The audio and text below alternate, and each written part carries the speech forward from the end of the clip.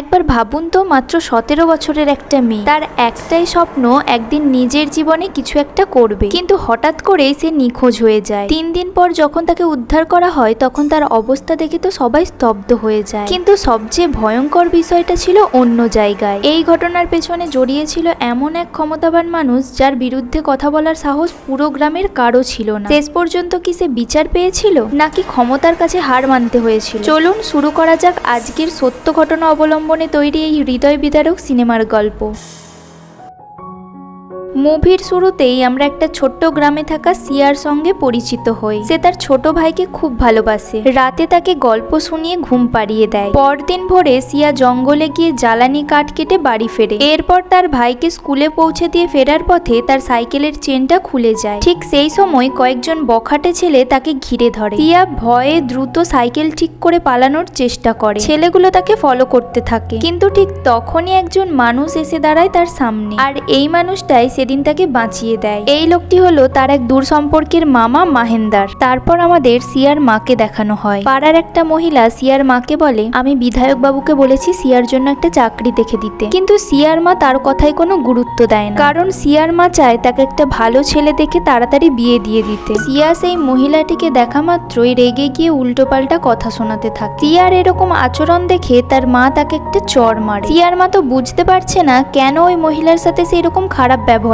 করছে। সে তো এইরকম মেয়ে নয়, তাহলে হঠাৎ তার কি এমন হলো? এরপর আমরা দেখি সিয়া দিল্লি যাওয়ার স্বপ্নের কথা মাহেন্দারকে জানায়, কিন্তু মাহেন্দার তাকে একটু অপেক্ষা করতে বলে। তবে সিয়া কিছুতেই অপেক্ষা করতে রাজি ছিল না, আর এই সিদ্ধান্তই তার পুরো জীবন বদলে দেয়। তাই সে কারো কথা না শুনেই দিল্লি যাওয়ার জন্য বেরিয়ে পড়ে। বাস স্ট্যান্ডের দিকে যাওয়ার সময় সে টেরই পায়নি যে তাকে একটা গাড়ি অনেকক্ষণ ধরেই অনুসরণ করছে। গাড়িটা দেখে সে ভয়ে পালাতে গেলে হঠাৎই সে পড়ে যায়। তখন একজন যুবক গাড়ি থেকে নেমে এসে তাকে জোর করে গাড়িতে তুলে নেয়, আর কয়েক সেকেন্ডের মধ্যেই সিয়া যেন পৃথিবী থেকেই হারিয়ে যায়। এদিকে অনেকটাই সময় পেরিয়ে গেছে। সিয়া বাড়িতে না ফেরায় সিয়ার মা বাবা প্রচন্ড চিন্তায় পড়ে যায়। তখন মাহেন্দার তাদের বলে, আমাদের বেশি দেরি না করে থানায় গিয়ে একটা কমপ্লেন করা উচিত। তারা তৎক্ষণাৎ থানায় গিয়ে এফআইআর লেখাতে চাইলে পুলিশ তার মা বাবাকে তাদের সম্মানের ভয় দেখায়। পুলিশ বলে, তোমরা যদি বয়ান লেখো যে তোমাদের মেয়ে পালিয়ে গেছে বা তাকে খুঁজে পাওয়া যাচ্ছে না, তাহলে কিন্তু তোমাদের গ্রামে তোমাদেরই মান সম্মান হানি হবে। তার থেকে বরং তোমাদের এফআইআর লেখাতে হবে না, আমরা এমনিই খুঁজে দেখছি। গরিব মানুষ, তারা গ্রামে থাকে, মান সম্মানের ভয়ে সেদিন এফআইআর আর লেখালো না। এভাবেই 3টে দিন কেটে যায়, কিন্তু পুলিশ তার মেয়ের কোনো খোঁজ দিতে পারেনি। তাই মাহেন্দার ফেসবুকে এই ঘটনাটা নিয়ে একটা পোস্ট করে। তার পোস্ট দেখে আবার একটা রিপোর্টার সকাল সকাল তাদের বাড়িতে এসে সমস্ত ঘটনা শুনে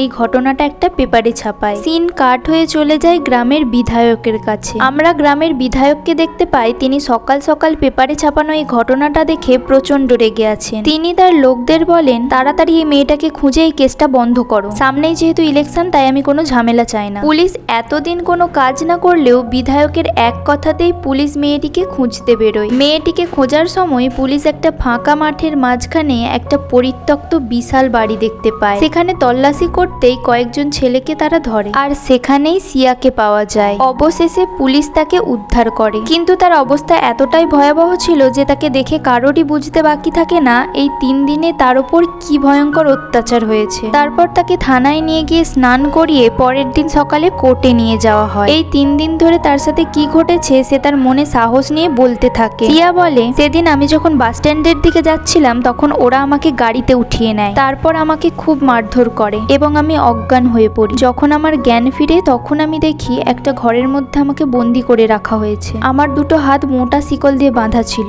তারা দিনের পর দিন আমার ওপর শারীরিক অত্যাচার করে চলেছে। এরপর সিয়ার মা বাবা তাকে কোর্ট থেকে বাড়িতে নিয়ে আসে। সিয়া বাড়িতে তো ফিরে আসে, কিন্তু এই 3 দিন ধরে তার সাথে যা যা ঘটনা ঘটলো সে কিছুতেই ভুলতে পারছিল না। কয়েকদিন পর মাহেন্দারের কাছে খবর আসে, সিয়াকে যারা বন্দি করে রেখেছিল তাদের জেল থেকে ছেড়ে দেওয়া হয়েছে। মাহেন্দার সিয়াকে এই খবরটা জানালে সিয়া সেই দিনগুলোর কথা মনে করতে থাকে। তার মনের মধ্যে প্রতিশোধের আগুন জ্বলে ওঠে। সে এখন একটা জিনিসই চায়, চায়, তার সাথে ঘটা অন্যায়ের বিচার। মাহেন্দার সিয়ার এই কেসটা নিয়ে কোর্টে যায়। এই খবরটা পাওয়া মাত্রই বিধায়ক সিয়ার মা বাবাকে ফোন করে বলে, যদি তোমরা এই কেসটা তুলে নাও তাহলে সিয়ার সাথে যে খারাপ ব্যবহার করেছে ওই ছেলেটার সাথে সিয়ার আমরা বিয়ে দেওয়ার ব্যবস্থা করব, আর বিয়েতে যা যা খরচা হবে সব খরচা না হয় আমি দিয়ে দেব। সিয়ার মা বাবা তাদের কথায় রাজি হয়ে যায়। তাদের মান সম্মান হারানোর ভয় আছে, তাছাড়াও এই কেসটা লড়ার মতো তাদের কাছে টাকাও নেই, আর যদি মেয়েটার বিয়ে হয়ে যায় তাহলে হয়তো মেয়েটার সম্মান ফিরে আসবে। কিন্তু সিয়া এটা কিছুতেই মেনে নেয় না। এর পরেও যখন বিধায়কের লোকজন সিয়া আর মাহেন্দারকে কোর্টে বসে থাকতে দেখে তখন বিধায়কের লোকজন সিয়ার বাড়িতে এসে তার বাবাকে প্রচন্ড মারধর করতে থাকে। মারধর করার পর বিধায়কের লোকজন যখন চলে যায় তখন সিয়ার বাবা ভয় না পেয়ে মনে সাহস নিয়ে একটা নিউজ চ্যানেলে সমস্ত ঘটনা বলে দেয়। সিন কাট হলে আমরা দেখি একটা পুলিশের গাড়িতে করে সিয়ার পুরো পরিবারকে কোথায় যেন একটা নিয়ে যাওয়া হচ্ছে। গাড়িটা যেতে যেতে হঠাৎই এক জায়গায় এসে গাড়িটা থেমে যায়। তারা দেখে সেখানে একটা চিতা জ্বলছে। এই চিতাটার কারণ নয়,